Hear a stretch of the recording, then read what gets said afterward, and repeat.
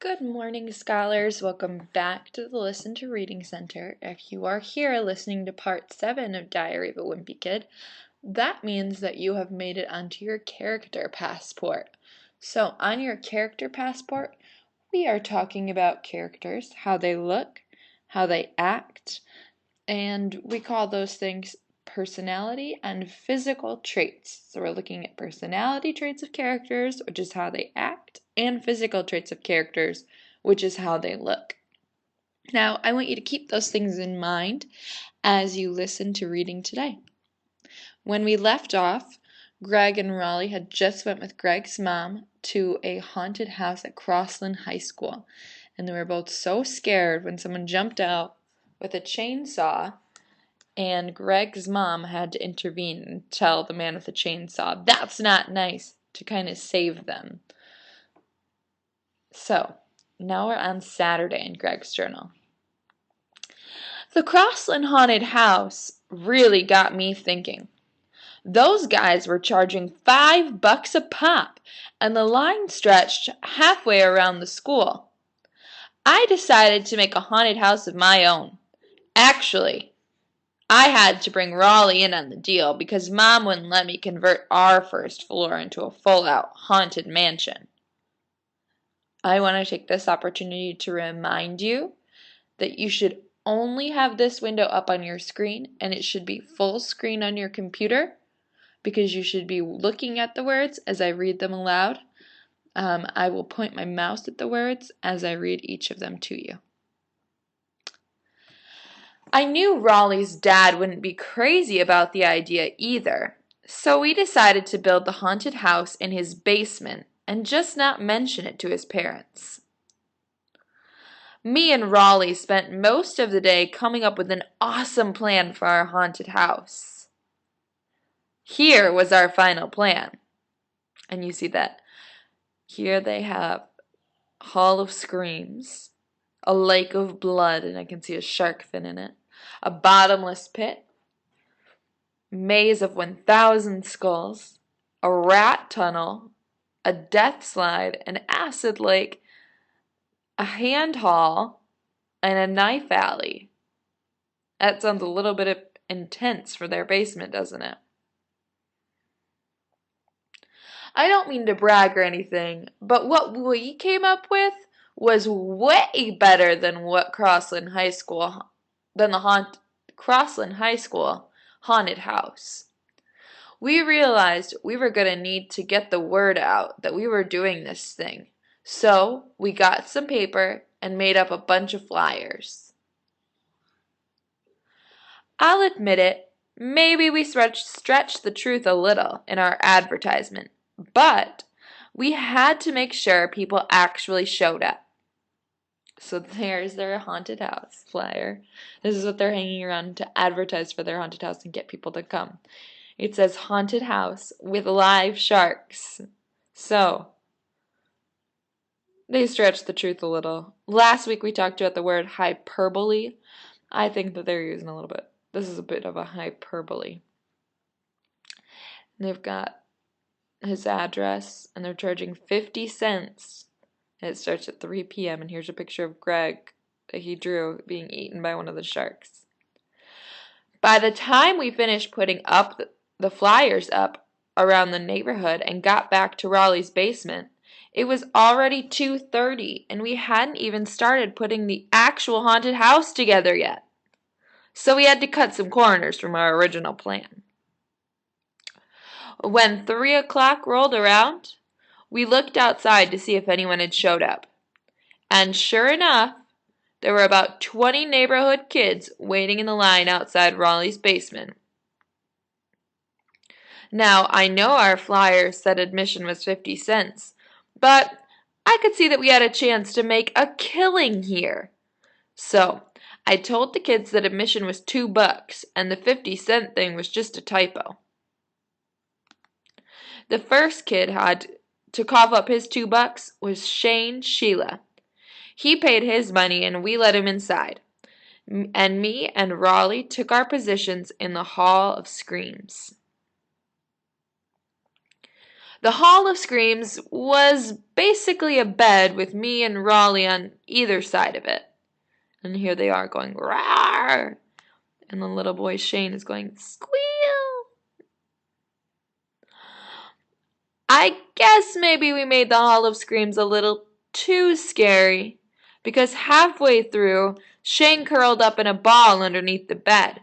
We tried to get him to crawl out from under there, but he wouldn't budge. I started thinking about all the money we were losing with this kid clogging up the Hall of Screams, and I knew we had to get him out of there, quick.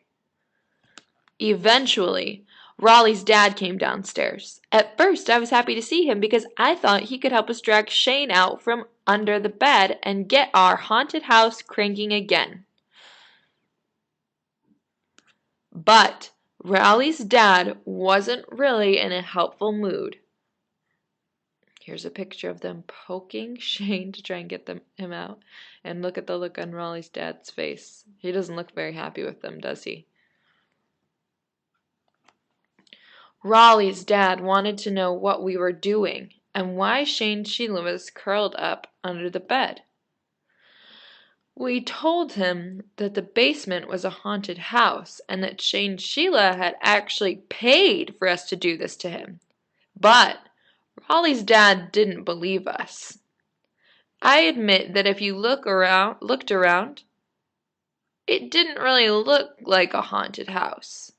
All we had time to put together was the Hall of Screams and the Lake of Blood, which was really just Raleigh's old baby pool with half a bottle of ketchup in it.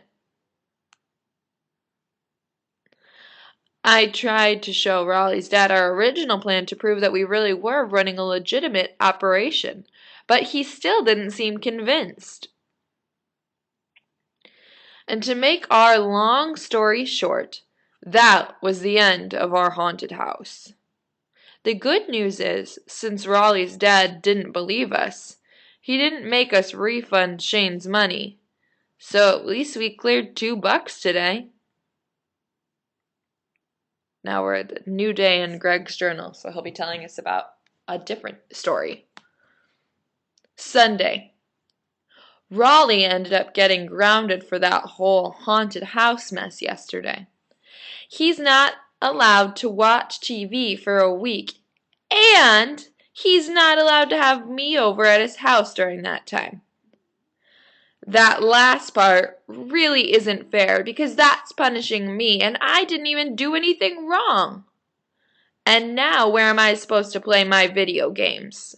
Now, if you remember, Greg was sneaking out of his house when his dad was telling him to play outside and going over to Raleigh's to play video games. Anyway, I felt kind of bad for Raleigh, so tonight I tried to make it up to him. I turned on one of Raleigh's favorite TV shows, and I did a play-by-play over the phone so he could kind of experience it that way.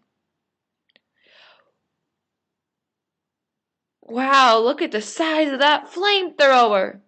Oh yeah, never mind. So here he is on the phone with Raleigh, talking about Raleigh's favorite show, but Raleigh can't actually see, so it's actually probably not very nice. He's ruining the surprise.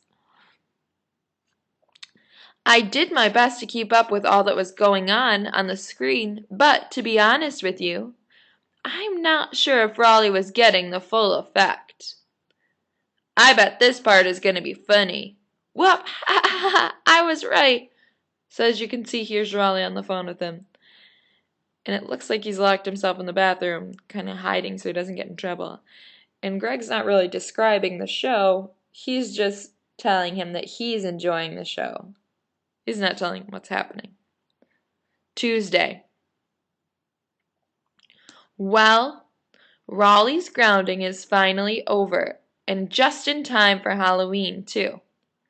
I went up to his house to check out his costume, and I have to admit, I'm a little jealous. Raleigh's mom got him this night costume that is way cooler than his costume from last year. His night outfit came with a helmet and a shield and a real sword and everything. I've never had a store-bought costume before. I still haven't figured out what I'm going to go as tomorrow night, so I'll probably just throw something together at the last minute.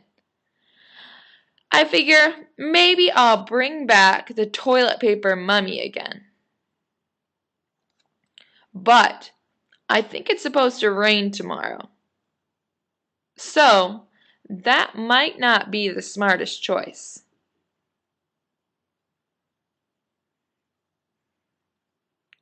Ladies and gentlemen, that's where we are going to stop for today. I hope you have enjoyed the Listen to Reading Center. Now what you need to do in your journal is to write your name and date in the top left. That would be over here. So you'd put your name, and then you'd put the date right underneath of that.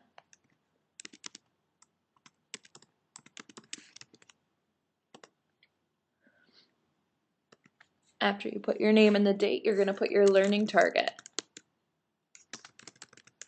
in your journal. And if you remember correctly, our learning target this week is characters. Oh, I had 2 S's.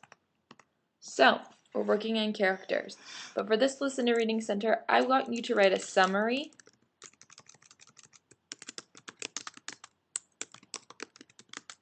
of what we read today in Listen to Reading.